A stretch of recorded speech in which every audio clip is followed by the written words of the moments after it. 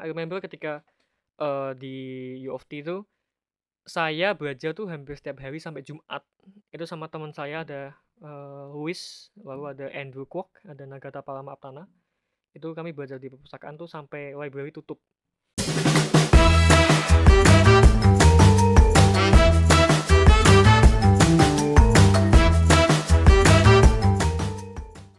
Halo semuanya, selamat datang di podcast Ngobrol Bareng Ademos. Hari ini kita kedatangan tamu spesial. Ini saya perkenalkan, sudah lama nggak jumpa sama Mas Fariski Nur Torik, mahasiswa di Toronto, Kanada sana. Apa kabar Mas? Sehat sehat sehat walafiat. Kedinginan sih. Oh, ketinginan sih wah.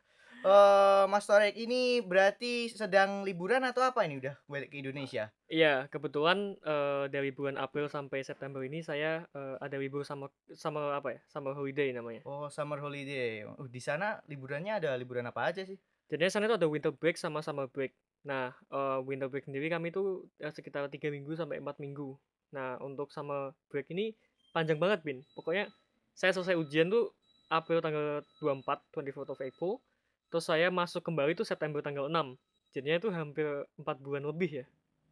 Oke oke, mungkin Mas Torik ini bisa berbagi pengalaman, bagaimana sih rasanya kuliah di luar negeri, terutama kuliah di Kanada, Toronto, gimana sih itu perasaannya? Oke, jadinya pertama kali ke sana itu agak apa ya, for me it's like a shock to be honest. Kayak, datang ke sana, kamu kan saya kan, kuliah kuliah tuh di University of Toronto, Kanada, yang tendensinya merupakan salah satu universitas terbaik di dunia. Nah, sementara latar belakang SMA saya itu bukan suatu SMA yang tanda kutip "prestisius" di tingkat nasional ya, karena ada banyak SMA yang lain. Jadinya first time sih shock ya, karena kurikulumnya sangat beda. Kalau di Indonesia kita mengenal hanya satu, mata kuliah atau istilah pelajaran ya. Dan satu pelajaran ya bahasnya itu, satu pelajaran jam waktu yang katakan 1 jam, IPS 1 jam, IPA 1 jam. Sementara kalau di Kanada kita mengenal, ya istilahnya itu tutorial sama lecture. Nah itu apa bedanya, lecture itu di mana kamu, mendapatkan pokok-pokok materi, Obin. Nah pokok-pokok materi ini kan yang kamu dapatkan semisal, kamu bahas teori, kamu membahas data, kamu membahas fakta, itu di, lecture namanya. Itu langsung di-teach sama profesor. Nah sementara kita nanti ada, istilahnya kelas yang lebih kecil, namanya tutorial. Nah, tutorial sendiri ini cuman 25 orang biasanya. Itu bakal membahas, seputar apa yang dikerjakan di lecture tadi dan dia itu, akan lebih ke engagement. Jadinya berdebat, diskusi, dan istilah problem solving atas apa yang terjadi, dari teori yang telah diajarkan di kelas tadi. Kayak gitu, Obin. Berarti ini kaget dengan kurikulum yang didapatkan di sana karena sangat berbeda dengan yang didapatkan sebelumnya di Indonesia. Iya, benar sekali. Kalau terkait kehidupan di sana, bagaimana sih kesehariannya di sana? Mungkin ada kayak culture shock terkait makanannya atau lingkungannya? Oke, jadinya tuh, pertama kali saya datang ke Kanada itu, saya masih ingat besoknya paginya, itu saya makan langsung itu, ada telur, ada susu, ada roti. Yang mana itu waktu itu saya sangat tidak biasa, bahwa saya di Indonesia makan nasi pecel biasanya. Ketika di Bojonegoro ini iya, saya suka nasi pecel, sate, sego padang, kalau ada mie ayam. Nah Di di sana sana nggak ada? iya nggak ada, hampir nggak ada, or else kamu, di Chinatown, itu ada. Tapi di basic normal life tuh nggak ada. Adanya mungkin yang normal ya, itu pastry, roti, terus ada telur, terus ada juga, kentang.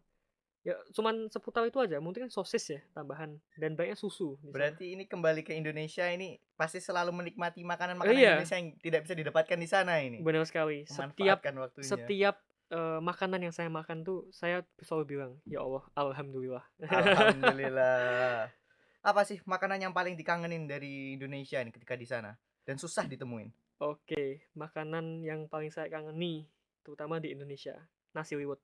Wah, nasi liwet.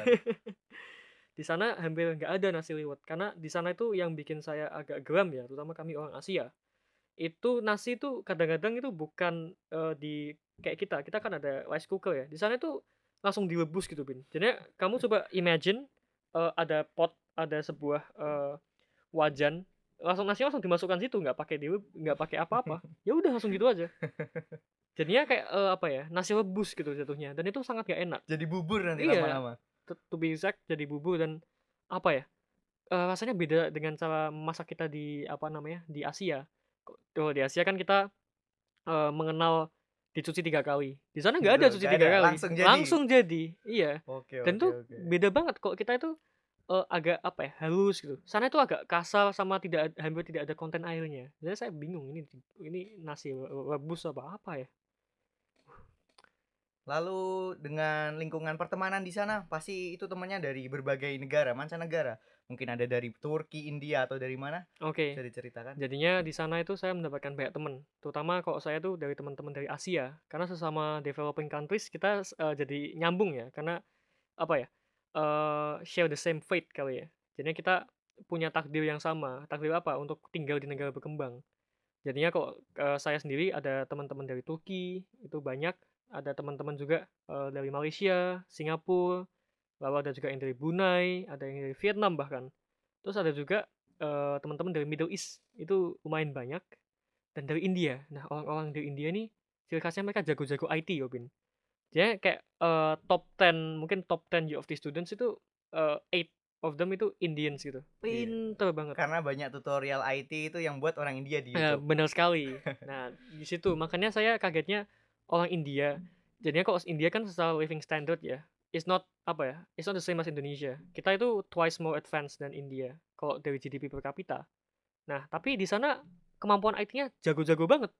Nah, itu kan yang bikin aku wondering, kenapa kita di Indonesia belum punya talent yang sejago itu dan sebanyak itu. Nah, itu kadang-kadang I was wondering about that. Lalu untuk teman-teman dari negara lain, itu apakah sama seperti Anda? Semuanya juga beasiswa atau enggak? Oke, jadinya di sana itu ada 3 demografi. Pertama itu orang yang beasiswa internasional. Biasanya itu orang-orang yang di-send from developing countries. Katakan orang-orang dari, Afrika. Nah, orang-orang dari Afrika sendiri, mereka itu dikirim ke Toronto untuk belajar, spesifik ilmu. Katakan mereka engineering, teknik kalau di Indonesia. Lalu ada ekonomi, ada ilmu politik dan sebagainya tuh dengan harapan ketika mereka kembali ke negaranya mereka bisa membangun gitu. Istilahnya kayak knowledge integration lah. Nah, terus yang kedua itu ada, orang domestik. Nah, orang domestik ini mereka bayarnya murah, Bin. Jadinya mereka itu punya tuition fee yang standarnya beda dengan orang internasional. Nah, jadinya mereka tuh tergolong banyak dan, mereka sendiri tuh mungkin jarang menempati posisi-posisi yang katakan sangat atas gitu ya. Jadinya kalau dalam nilai itu mereka well, median kayak gitu, mean dan ya median. Jadinya bukan terlalu pintar ataupun terlalu, buruk. Waduh. Nah, sementara orang yang demografi ketiga ini yang beneran crazy rich. Nah, crazy rich dalam kata lain, eee, mereka itu punya financial capacity untuk datang ke University of Toronto. Karena kalau kamu nggak dapat beasiswa, ya kamu harus punya kapasitas finansial Betul orang betul. tuamu, Karena mahal juga di sana. karena mahal juga. Nah, ini juga kelompok-kelompok yang pintar juga, kelompok-kelompok yang ini jadinya mereka mempunyai academic, power yang, bukan main lah istilahnya. Nah, itu yang apa namanya, yang ada di, Toronto bisa di-summarize 3 itu. Jadinya orang beasiswa, orang domestik, sama orang yang tadi, international apa ya, global citizen yang crazy rich lah, bisa kita bilang seperti itu. Lalu bagaimana sih, apa aja kegiatan sehari-hari dari seorang mahasiswa penerima beasiswa LPDP ini di sana? Oke, mulai dari pagi, bangun Oke, pagi. boleh boleh. Bangun pagi banget. Iya, jam berapa itu Oke, biasanya? sunrise di Toronto itu beda dengan Indonesia. Kalau di Indonesia, kita we see sunrise at, apa ya, 5:30 mungkin atau mungkin 5 lebih Jam ya. 5. Iya. Nah, di Toronto ketika when I first come, itu hampir jam 8 pagi baru sunrise. Jadi the normal, class time itu startnya jam 9, jam 9, kadang-kadang jam 10. Nah, kayak gitu. Jadi aku bangun, itu biasanya itu, waktu awal-awal nih ya, itu aku bangun tuh jam setengah 8. Kita lanjutkan dengan mandi nih. Mandi itu sarapan kok saya waktu itu sarapan di Brewers Dining Hall di Victoria College, U of T, and then setelah sarapan kita langsung ke kelas. Nah, habis ke kelas kita ada gap time kan antara kelas lainnya. Itu bisa diutilisasikan jalan-jalan, dalam kata lain kan U of T luas ya. Saya masih kepo nih, Menjelajah. menjelajah iya, ada perpustakaan di mana, oh ini ada, apa, show di mana, oh ini ada komunitas apa, jadi kita menjelajah istilahnya. Terus setelah itu kita kembali ke kelas lagi, terus kalau udah kita kadang-kadang mangkal di perpustakaan, belajar sampai malam. Sampai malam itu di perpustakaan Iya, berarti. Dan waktu waktu di awal-awal kami juga sempat lumayan banyak jalan-jalan sekitar Toronto, tapi setelah 2 atau 3 minggu kami full dedikasi belajar, bahkan sampai jam 12 malam. I remember ketika, di U of T itu, saya belajar tuh hampir setiap hari sampai Jumat. Itu sama teman saya ada, Louis, lalu ada Andrew Kwok, ada Nagata Palama-Aptana. Itu kami belajar di perpustakaan tuh sampai library tutup, sampai se-extend itu emang. Tapi sebelum, minggu-minggu yang padat itu kami juga lumayan sempat, jalan-jalan ke konsulat jenderal, kami sempat, bus tour, kami sempat ke Toronto Island, dan lain sebagainya, Bin. Itu kalau di sana tidurnya jam berapa, Mas, kalau malam? Oke, interesting question. Kamu tanya jam waktu normal Iya, atau normal. jam waktu ujian? Dua-duanya deh. Oke, waktu ujian, final exam saya tanggal 24 April, kalau semisal examnya itu sore atau examnya itu malam, saya itu tidurnya itu biasanya pagi. Jadi biar conserve Mmm, energi kan. Tapi kalau, examnya bener-bener pagi, karena aku ada instance tuh, dapet jadwal ujian manajemen, midterm atau ujian tengah semester ya, sini UTS, itu jam 8 pagi. Jadinya saya mau nggak mau harus tidur jam 10 gitu. Pernah Nah, telat nggak berangkat ke kuliah itu? ke kuliah, hampir nggak pernah, mepet pernah, Mepet pernah? mepet pernah, Tapi nggak telat ya? nggak telat lah, karena sana ada gap time 10 menit kan. Jadinya kalau kamu, jadinya kan 1 jam semisal, itu starting time-nya itu jam 10.10, karena 10 menitnya itu biasanya digunakan mahasiswa untuk berjalan kaki, seperti itu. Mmm, Jalan kaki dari, lecture hall ke lecture hall lainnya. Jadinya selama di sana sih pengalaman telat, nggak pernah? belum ada, Belum ada, belum oke. ada. Lalu bagaimana dengan dosen pengajar di sana? Oke. Dosennya sendiri tuh, sangat apa ya, variatif kalau aku bilang. Jadinya ada dosen itu yang asalnya itu saya masih ingat, ini salah satu dosen yang inspiring me untuk belajar lebih, karena di Indonesia belum pernah diajarkan kayak, reasoning, terus, pembuktian, logika gitu. Itu ada, Khalil Al-Wazir, dia ada Palestinian, dia itu lahir dan besar di Gaza kalau nggak salah, terus dia sekarang ngambil PhD di University of Toronto. Dia jadi dosenku. Dia mengajari banyak tentang aku.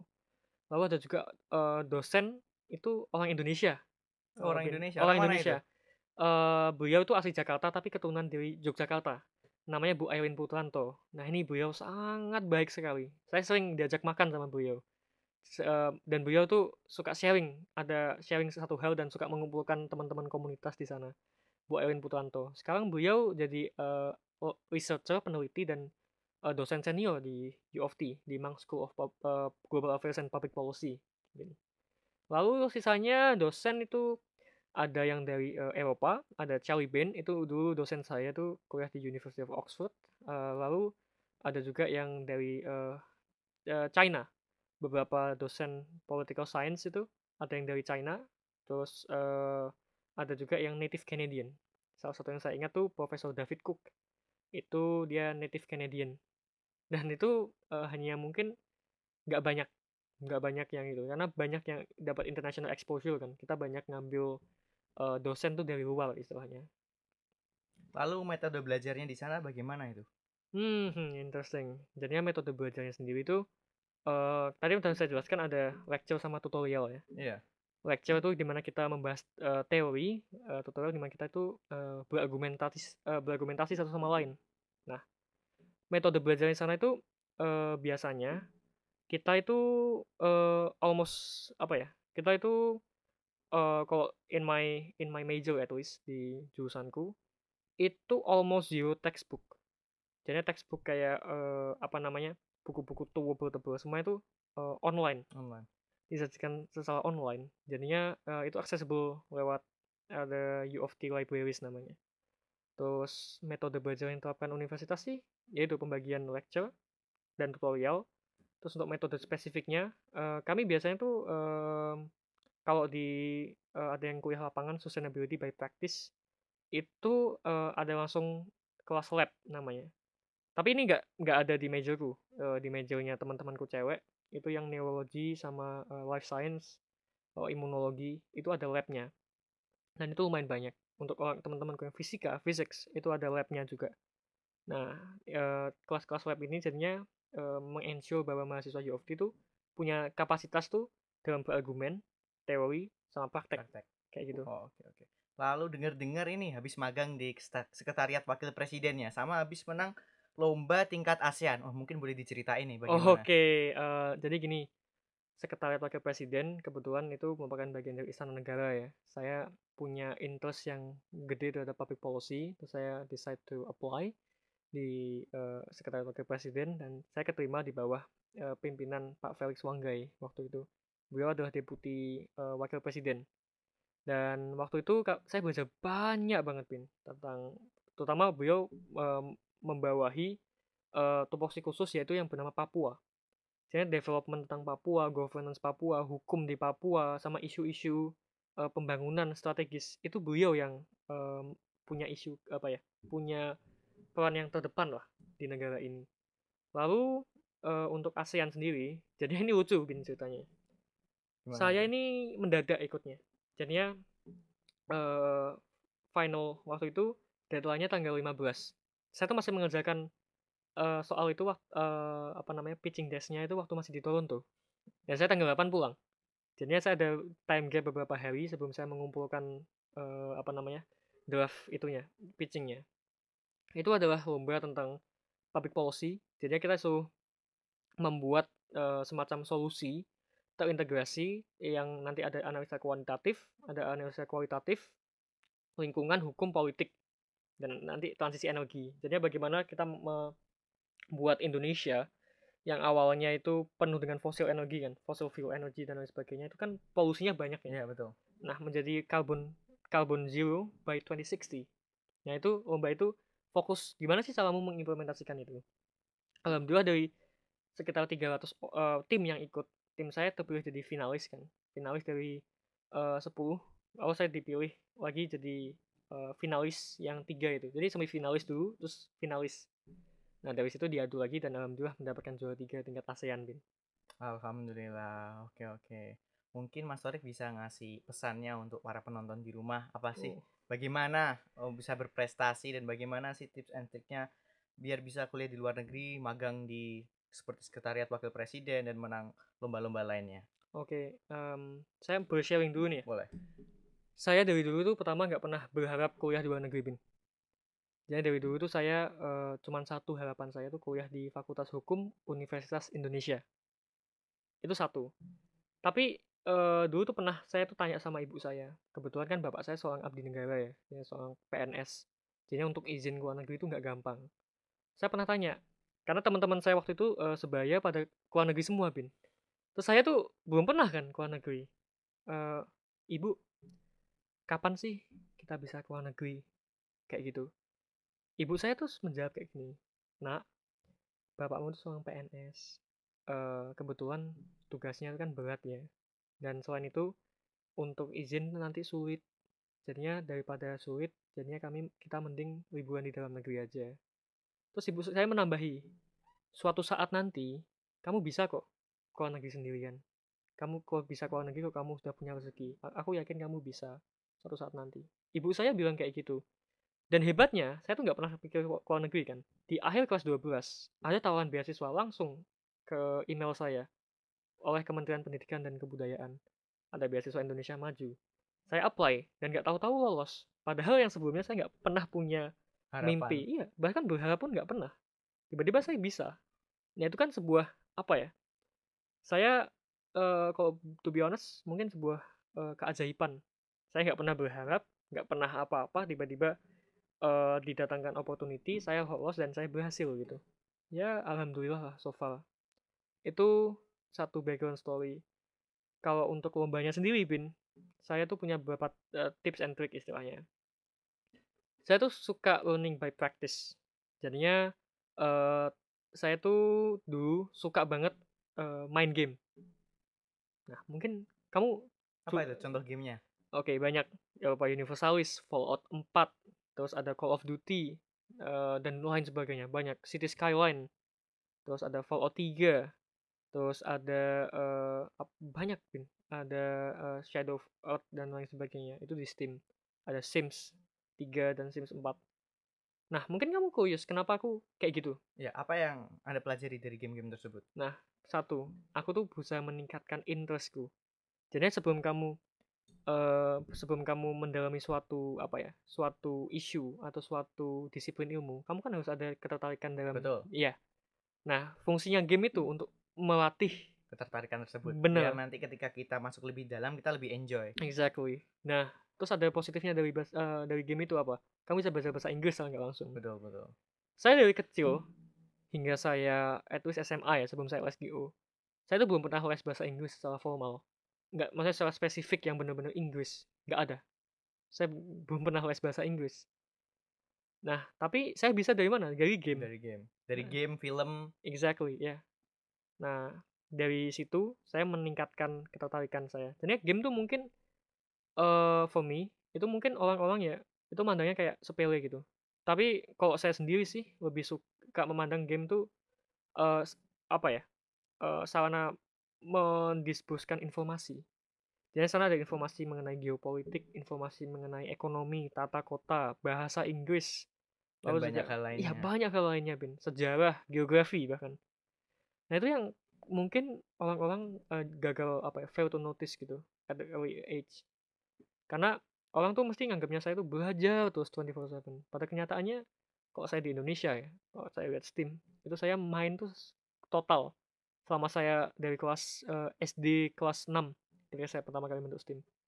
Itu lebih dari 10.000 jam. Wah, gameplaynya lama banget Gameplaynya berarti ya. lama, tapi nggak sembarang game. City Skyline, seperti itu. Europa Universalis. Jadinya lebih ke game strategi dan tata kota, Bin.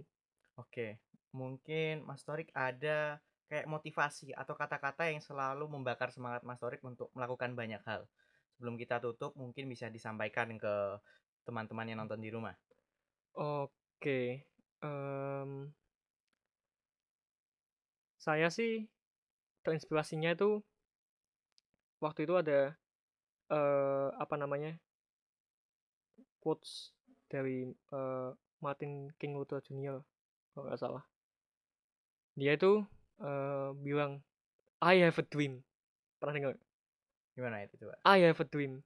Nah, waktu itu dia, eee, mempunyai mimpi bahwa, eee, orang-orang kulit hitam di Amerika Serikat itu tidak lagi di-oppress dan bisa merdeka. Tidak lagi menjadi second class citizen, tapi menjadi equal. Nah, sama. Saya tuh motivasi saya untuk tetap lanjut tuh satu. Apa? Kamu tahu? Oh, Membuat masyarakat Bojonegoro itu setara dengan masyarakat-masyarakat lainnya di Indonesia. Jadi saya kebetulan di Toronto itu kan mengambil banyak ada beberapa major ya sama minor. Ada political economy konsentrasinya, lalu kebijakan publik sama minornya di urban studies. Nah, itu semuanya itu pada akhirnya bakal mengarah ke pembangunan. Nah, saya fokusnya tuh ke situ.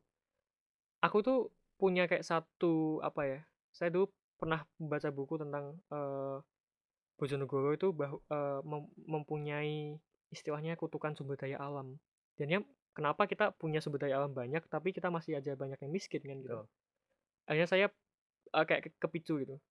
Bagaimana sih caranya saya bisa lebih bisa kontribusi ke Bojonegoro. Jadinya sampai titik itu terwujud, sampai masyarakat Bojonegoro bisa eh, menjadi setara dengan masyarakat lainnya yang benar-benar terintegrasi dengan perekonomian Indonesia. Dalam hal ini industri, jasa profesional, bukan hanya pertanian dan mengandalkan minyak, tapi kita bisa benar-benar terintegrasi dengan sistem perekonomian Indonesia secara menyeluruh. Nah, itu yang ingin saya impikan. Dan kebetulan saya melihat eh, organisasi-organisasi bahkan penyelenggara seperti ADEMOS ini merupakan salah satu cara untuk kita bisa memajukan Bojonegoro. Salah satunya itu tentang sustainable development, lalu tentang mengurangi karbon emisi, tentang pendidikan dan tentang kerja. Karena masyarakat Bojonegoro harus naik kelas. Kita bukan lagi bisa diparadokmakan sebagai wong cilik. Masyarakat Bojonegoro dan masyarakat Indonesia secara keseluruhan itu adalah wong gede, orang besar. Begitu juga bangsanya, Bin. Oke. Mas Fariski Nurtorek, terima kasih banyak atas waktunya. Sampai jumpa di Sampai podcast jumpa. selanjutnya. Mungkin Oke. 2 tahun lagi ya. 2 tahun lagi ya? Oke, siap. Oke, siap. Sampai jumpa. Sampai jumpa semuanya.